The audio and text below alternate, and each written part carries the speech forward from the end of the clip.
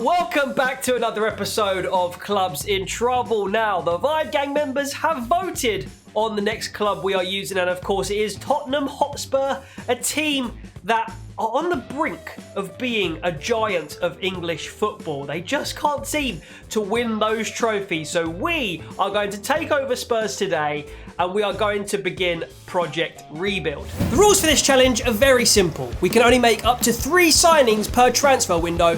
We must use the basic transfer budget given to us, and then we must play 1 full season with the club. We then measure our success with a score out of 10 and determine whether further seasons are needed. Vibe Gang members can have their say on the next club we use in exclusive polls over on the community tab. Now, as I said, Spurs are on the brink of being one of the great English and therefore great European clubs as well. We've seen them in a Champions League final. We've seen them in the last 10 years pretty much consistently being in and around the top 4. They've got the likes of Harry Kane, Heung-min Son, but in real life there's a bit of a danger that these players are just going to get a bit fed up of not winning trophies and they might move on elsewhere, leaving Spurs in a difficult position where they might not be able to get players with this much talent for a little while. So here we go, we are going to take over Spurs with a lot of high board expectations, and I'm saying that for today's episode of Clubs in Trouble, Spurs have to get a trophy. A trophy, and anything less than a trophy is going to be a failure, basically. So that is what we're aiming for, guys. Let's get stuck in to the business. And this is how we are going to line up. So we're actually not, for once, changing the formation that we inherit with this Spurs squad. I think in real life, if Jose will just experiment with the sort of 3 at the back, use Reguilon and like Doherty or Aurier as wing backs, I think that's the way forward. However, on FIFA, purely in FIFA terms, I'm not sure that's going to work. So we are sticking with this formation. What we have done though is just ever so slightly moved Ndombele on this right hand side of the midfield into CM as opposed to CDM. So this is how we're going to start things off. Of course, guys, as you know, we get 3 signings per transfer window. I think we're looking at getting in a right back, a centre back, and maybe a young striker. I think that 3rd spot, I'm not exactly sure. We're going to have to react to bids that come in and things like that. But for sure, a right back and a centre back is really going to elevate this Spurs team, because we've already got a large number of very solid young players who will be the heartbeat of this Spurs team going forward, and I do believe in them. So yeah, a couple of defenders and maybe 1 other position in this first transfer window and we should be good. And finally, after a long time of doing really badly in these tournaments, we do progress from the group stage in the pre-season tournament to try and get that little bit of extra money. However, we were defeated 3-2 by Benfica in the semi-final, which is a shame because actually that would have been quite a winnable final against either Sao Paulo or Real Sociedad. However, it was Real Sociedad who went on to win the tournament, beat Benfica, the team that beat us. So yeah, a bit of a missed opportunity there, but we did get about £3 or £4 million added to that transfer budget, which means that we go into this transfer window with around about 80 million. That wage budget is a little bit excessive for what we need, so we can pretty much push this towards like 90 million actually, and that's a very healthy sum to invest into this squad. Plus there are 1 or 2 players in this Spurs squad that I might sell. So here is our first signing, and it is Ricardo Pereira, the Leicester City right back, who is, let's face it, world class fullback material. We paid £55 million to get him, and Matt Doherty, who's actually, I guess, in the timescale of this save, a brand new signing for Spurs. But yeah, Pereira is a huge upgrade, especially in a system where we're not even playing a wing back. So Doherty goes over to Leicester and we get Pereira. So 55 mil plus Matt Doherty going the other way. It's a decent deal, but it's taken a big chunk of money. So signing number 2, guys, it's Joe Gomez, as you can see there. Looking lovely in that Spurs kit. £49.8 million. The 23-year-old centre-back joins from Liverpool, as they now have Kabak and they have different ideas going forward for themselves at centre-back. But I feel like this signing is a little bit of a bait one. You see all the time. The AI always does it in FIFA and Football Manager, and it just makes sense. I had a lot of centre-backs I was looking at, but Joe Gomez fits that bill. He's English, he's cheap as well, actually, as 83 rated centre-backs with good potential go. And I think he's going to be a real good fit and slot in next to Alderweireld very well. Moussa Sissoko is the first exit for Spurs. He goes to Villarreal for 15.7 million, which means we get 12.5 added to our transfer budget. What can we do with that? And oh my word, look at this offer from Manchester City for Harry Kane. They want to give us 61.8 million, which by the way, we could go out and sign another world-class striker for that. Plus, we won't even need to, in the short term at least, because they're going to give us Sergio Aguero. That is a fantastic offer. But I don't think I can accept it. So alternatively, I think I've got a plan for our third and final signing of this transfer window. And guys, I know that we need a backup for Harry Kane. This is very, very important. If Kane gets injured, we need somebody good quality to come in and be that striker and score goals for Spurs. Now, Vinicius, I know in real life a lot of Spurs fans are pretty big fans of his. He's scored quite a number of important goals in real life in pretty much all of the competitions outside of the Premier League. I think he's cropped up with a couple recently in the Premier League as well. But Vinicius, he scores goals. He's a very, very solid player off the bench. And we have signed him now permanently from Benfica. It cost us around about £22 million. And that is all our transfer budget for this first transfer window gone. And Danny Rose brings us a little bit of money to recuperate for our massive expenditure. He goes for 6 million to Besiktas. And some deadline day drama here. Eric Dyer leaving to Real Madrid, you know. Zinedine Zidane getting his man for £36.7 million. Now that is going to free up some movement for us to move for some players, obviously, in the January transfer window. In terms of our centre-backs, we've got Joe Gomez, we've got Alderweireld, we've got Sanchez, and behind them, full fifth choice, we've got Rodon and we've got Tanganga. So I was pretty happy to let Eric Dyer go. So 36 million in the bank and we move on. And that will be the end of deadline day, guys. So before we do our little monthly review at the end of each season, let's have a look at some of the major transfers. We don't normally do this, but we're going to start doing it now. So deadline day over now, guys. These are some of the big transfers. Benzema, you know, 111 million for a 32-year-old. He goes to Inter, Immobile to City. Let's have a look. Manchester City also sold Silva to Real Madrid for 84 million. Then Bale to Chelsea. Verratti always goes to Liverpool, I swear. Obviously, Pereira crops up on there, plus Matt Doherty going the other way. Vardy to Barcelona. Some really interesting transfers here. Varane to Manchester United as well.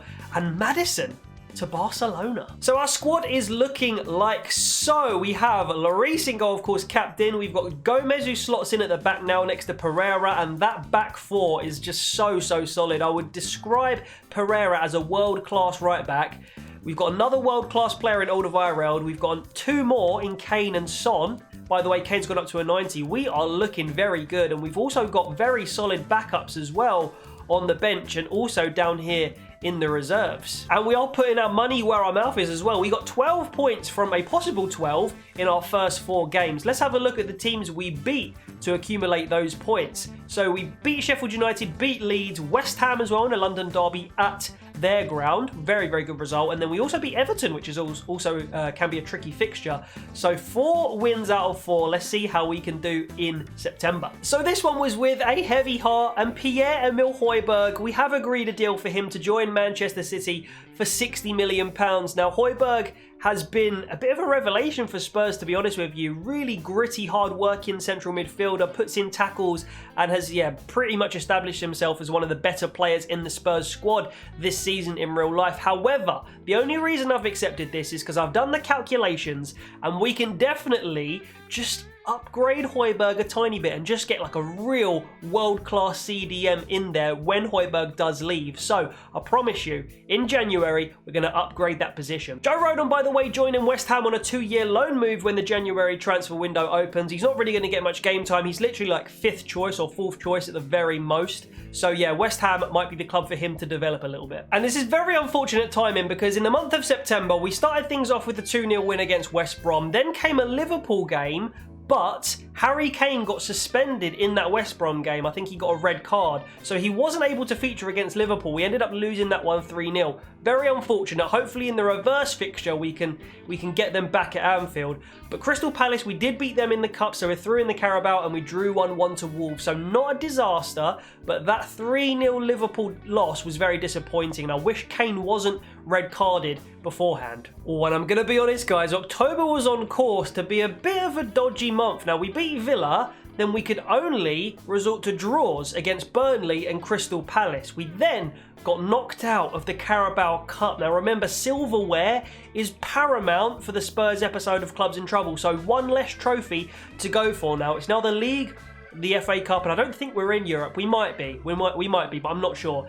And then though, we did manage to turn things around by beating Manchester City at the Etihad as well. Fantastic result, and completely changes the shape and the look of that month there. Pretty good month. Just that loss to Chelsea in the Cup is very frustrating. And November brings a perfect month. Now for successful career modes and successful episodes of Clubs in Trouble, you do need these to crop up perfect months where you take maximum points. And by the way, let's not forget in the middle there, it was away at the Emirates against our bitter rivals Arsenal, so we have got maximum points, plus we've got one over on our North London rivals Arsenal, all by 1-goal deficits, but if it puts the points on the board, who cares? And just before we enter the January transfer window, Eric Lamela to Real Sociedad. He's going to leave for 30.5 million. We're going to have to replace a couple of these high-profile players that have left, Lamela, Højbjerg, Dyer, but I think with the money we're going to get from their sales, we can do a good job of replacing them, hopefully. Wow, okay, so in December, which is the renownedly difficult month, we do come through with no losses, which is absolutely fantastic. That is title-winning form. We get 2 draws, Everton and Manchester United. Don't mind it, really. Other than that, we do get an away victory at Chelsea. Huge, huge also away victory at Leicester. And, you know, the other bread and butter games, we won them as well. So, in the table, currently sitting second, 5 points behind a currently undefeated Liverpool. They are going for an invincible season. Please, Liverpool, save it for another save file, another season. Spurs need a trophy, bro, and Liverpool can't be on this kind of form. Maybe we should steal one of their players. Let's see what we do in the January transfer window then. And so, as the calendar ticks into January, we have seen Gareth Bale recalled by Real Madrid for apparent lack of playing time. We've got his loan expiring, Lamela and Højbjerg both departing, and Rodon leaving to West Ham on loan. So, yeah, let's get some business done, boys and girls. Here we go. So, please welcome Spurs' latest signing. It's Fabinho, who apparently is going to take that number 14 shirt. And I'm going to level with you guys. He wasn't the player I initially planned to replace Højbjerg with. I was actually going to go for Kimmich of Bayern Munich, who I think Fabinho, Kimmich, probably the best 2 CDMs in the world. Kante, Casemiro, but we have signed my favourite personal CDM in world football, which is Fabinho. Hopefully in the process we will also weaken Liverpool so we can claw back that 5-point gap. Hopefully they don't go and spend that £110 million we spent on him on somebody incredible like a Kimmich. So hopefully the tactics work. Come on, Fabinho is a Spurs player. Jamie Bowden on a 2-year loan move. He goes to Sheffield Wednesday. Not going to affect our first team too much, but our numbers are reducing quite significantly now. So to combat that, I think it will actually be worth recalling a couple of these players, some to sell on and some to just be around and be a part of the squad depth. Oh no. Oh my God, this could be an injury that literally stops us winning a trophy. Our second best player, joint best player really, Heung-min Son, out for 3 months, which means he'll be back in sort of March, April probably actually. But that is huge because we don't really have anybody on that left. We've got Lucas Moura, we've recalled Sessegnon as well. But that is such a blow. Oh, that is so unlucky. So our loan recalls just about pay off then, as Juan Foyt goes to Everton. £9.1 million. We get 7 mil added to our transfer budget. So can we get 1, maybe 2 more players through the door that are going to improve us, especially with that Son injury as well? So this is probably going to be our last signing, as Todd Canwell comes in for £15 million. I would say from Norwich, but he was already sold, I think, to a German team. It was Stuttgart. There we go. So we signed Cantwell from Stuttgart. He spent sort of 6 months there. Now moves to us Spurs, and he's basically going to be the Lamela replacement long term. We're going to move him into CAM. Of course, he can play on the left and the right as well, and that is a nice squad. We do have 5 million-ish left, but I mean, I had some young strikers, young goalkeepers I was looking at, but honestly, we might as well just let that money roll over for if we do a second season with Spurs here. So that is going to be the last action of deadline day, unless we have anything pop up here And it looks like Gazaniga did get sold literally the last hour of deadline day. We did recall him and that paid off. We managed to sell him and Foyt. So we recuperated, what, like 12, 13 million pounds. He goes to Hertha Berlin. John didn't quite get a loan move to Middlesbrough.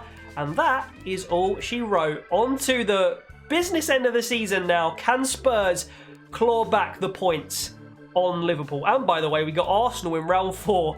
A replay of the FA Cup, so let's hope we can win that as well. So on the pitch then in January, just to confirm that, we did beat Southend in the Cup, we beat West Ham, beat Leicester, also massive victory away at Manchester United there. We did then draw 2-2 to our rivals Arsenal in the Cup, and then beat Newcastle in the league. So literally Arsenal were the only time we slipped up ever so slightly, and we now have to go to the Emirates to face them in our next game here. Oh my god, and if we beat West Brom here, I'm not gonna lie, oh my god, we lost to West Brom.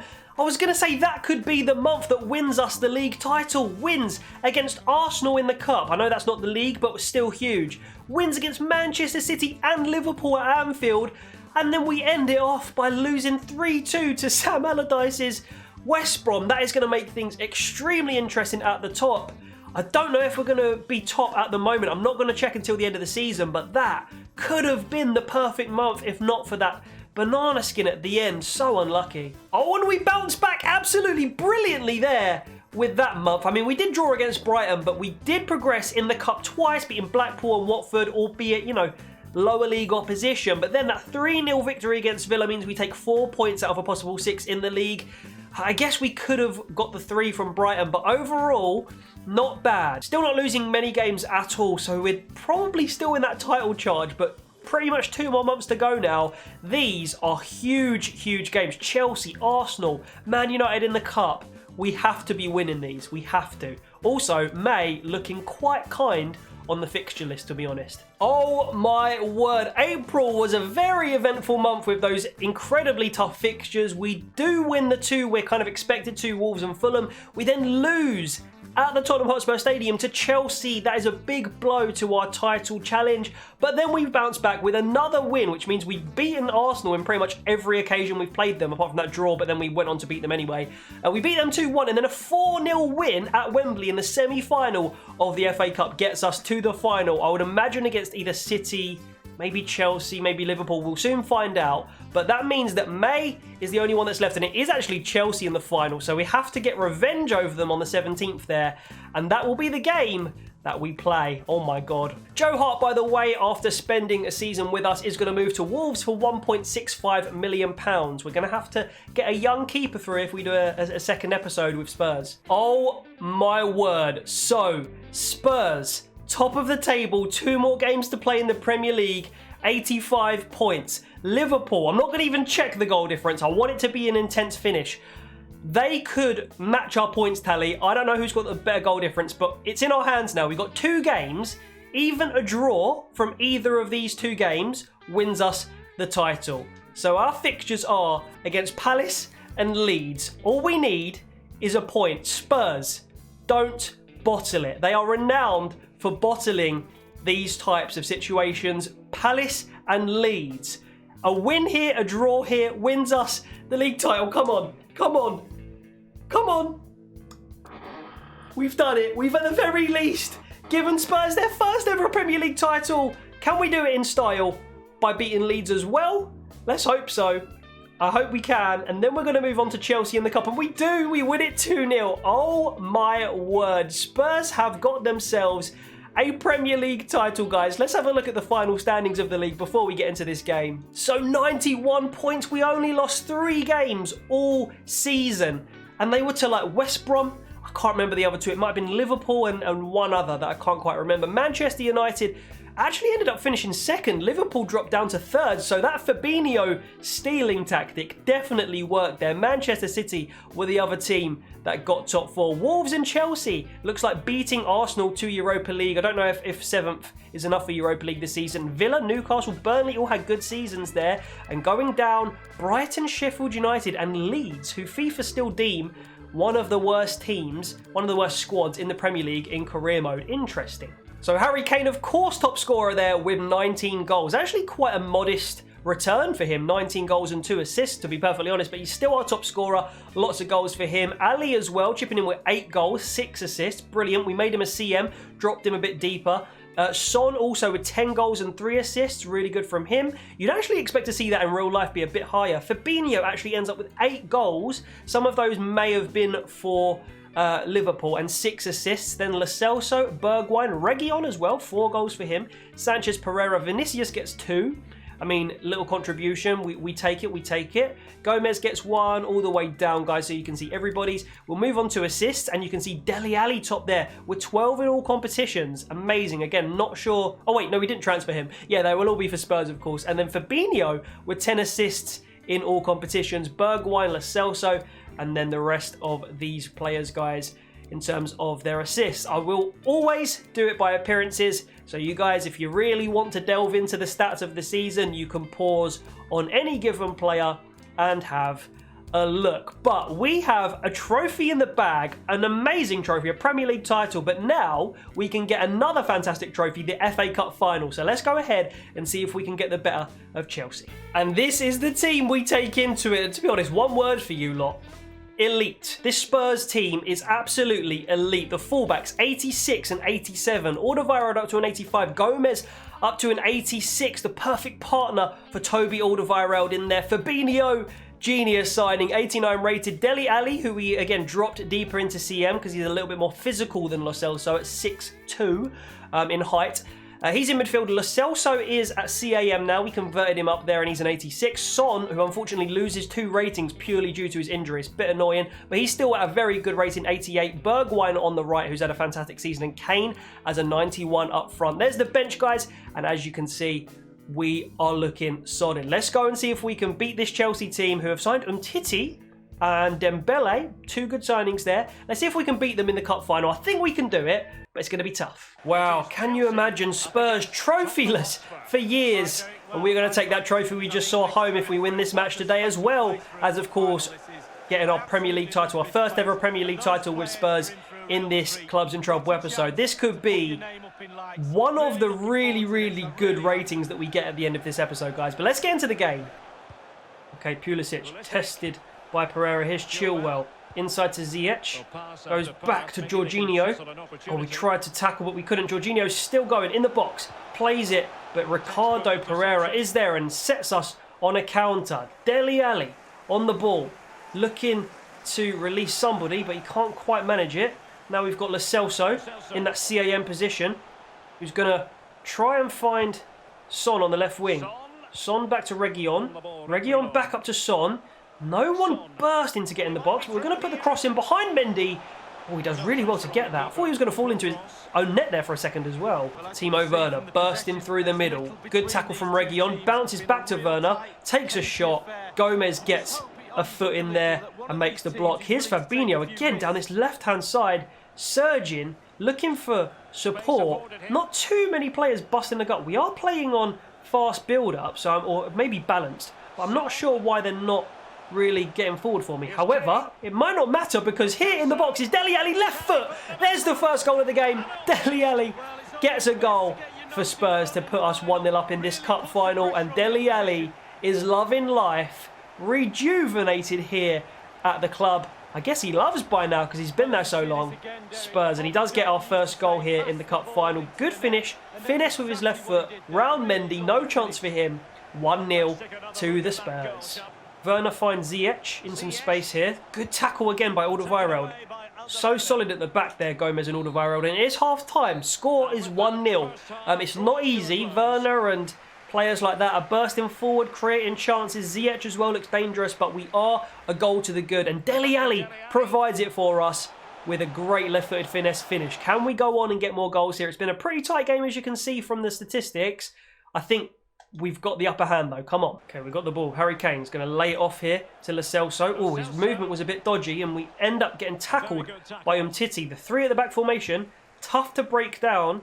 And Kane not really doing what I wanted him to with the ball there. And we also can't get that tackle in. Werner now with space. Good tackle from Joe Gomez, the young Englishman, ex-Charlton boy as well. comes away with the ball, breaks, gives it to Bergwijn, who's going to flick it forward to Harry Kane, who's not all about pace. He's not slow either, but he is going to find a little pass here to Bergwijn. Through ball. It's got to be a goal from Lo Celso. Oh, it's a good save from Mendy. Unlucky, boys. Here's Ricardo Pereira.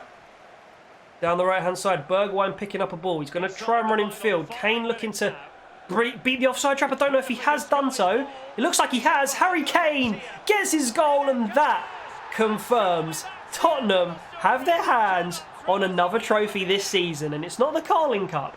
It's not like some non-prestigious trophy. It's the Premier League and the FA Cup, the two most prized possessions in English football. Harry Kane and Dele Alli, by the way, who in real life for me should be the focal points going forward along with Son, if there is going to be some sort of rebuild in the future. But they get on the score sheet. Can Son get a goal in the last few minutes? Possibly, possibly not. But either way, 2-0 the scoreline. We are coming for the big boys in English football now. Liverpool, Arsenal, I suppose, Manchester United, Man City, step aside. Tottenham are coming through. Maybe one more chance here. Bergwijn. Can we get that goal for Heung-min Son? It looks like at the moment Fabinho going to play it to Heung-min Son. Can he get himself in the box and maybe create himself a goal? Little dummy. Hang on. Lo Celso puts it wide, but that is going to be the full-time whistle, I think. And it is. And that is confirmed. Signed, sealed, delivered. Another trophy for Spurs. What a season. There it is. Another trophy coming home to Spurs' cabinet right now. This season has been a revolution in moving this club forward, and here is the captain Lloris, who's been there for years, and he lifts the trophy alongside Harry Kane, who himself, Harry Kane, gets a trophy, 2 trophies in one season, in his own personal accolade list, I suppose. There we go, jubilant scenes, and there are the Spurs fans enjoying something that rarely happens, let's be honest, in North London. But there we go.